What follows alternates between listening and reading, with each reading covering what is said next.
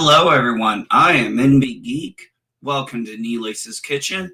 And today we are going to talk about the first 7 episodes of Bad Batch. And I'm going to do my best to do this in 10 minutes or less. And I must say, so far, this, as well as Clone Wars, Rebels, and Mandalorian, Dave Filoni has still done a very good job. And I appreciate and have good faith in him because when it comes to the clones, he is the one who really gave them the life, the personality, the different diversities of them. Even though they're all genetically the same, they're trying to find their own identity.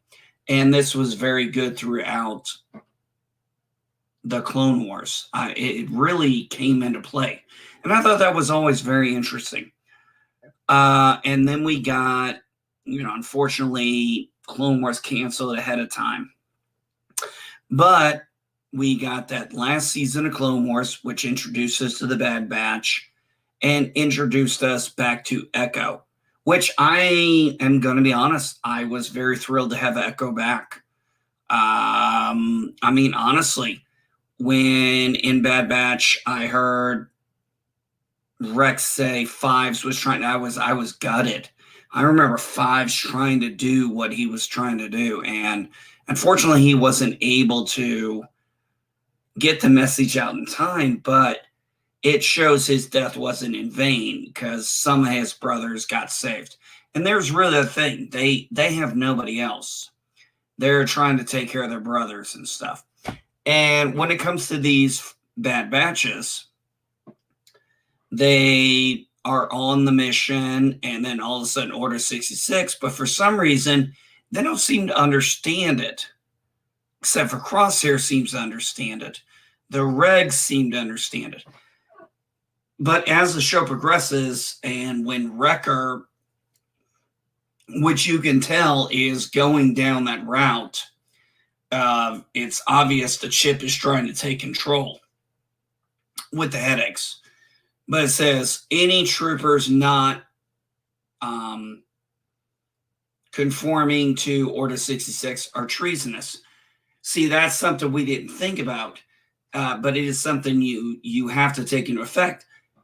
There was always a chance that the chip would not work for every trooper. I mean, nobody expects everything they make to work perfectly all the time. So it turned out there was a contingency plan in there, not just for the Jedi, but also for the clone trooper. It adds a lot of weight, and I'm enjoying it as, we're watching a different perspective here. We only saw the clone troopers the way we saw them in Rebels after they took their inhibitor.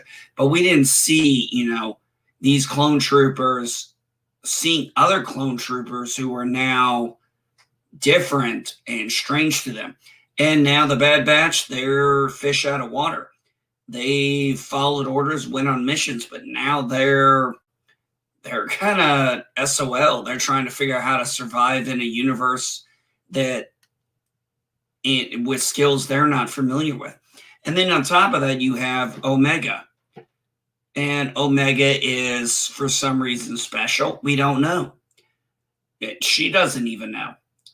All we know is the Caminos, for as bright and as soft as they seem, they're very cunning.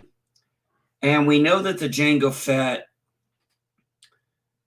serum is going to shit, and the question is, what was their plans with Omega? My thought maybe Omega was, and this is my theory, and it could be completely wrong. I'm wondering if she was one of their first attempts at trying to do a midichlorian clone. Now, I could be completely wrong there. Or maybe they're trying to see if clones can, I don't know. That's where I'm at with that. Y'all let me know what you think, though. But overall, I'm enjoying it. I'm enjoying the point of view of these clones and what they have to do when they're on the opposite side of their brothers and sisters. And for somebody who's been in the military, it's a very hard thing sometimes to have to go against those beliefs, and it can be rough. So I think they're really doing a good story here, and I hope they keep continuing it. That said, I'm MB Geek. That is my thoughts on Bad Batch episodes 1 through 7.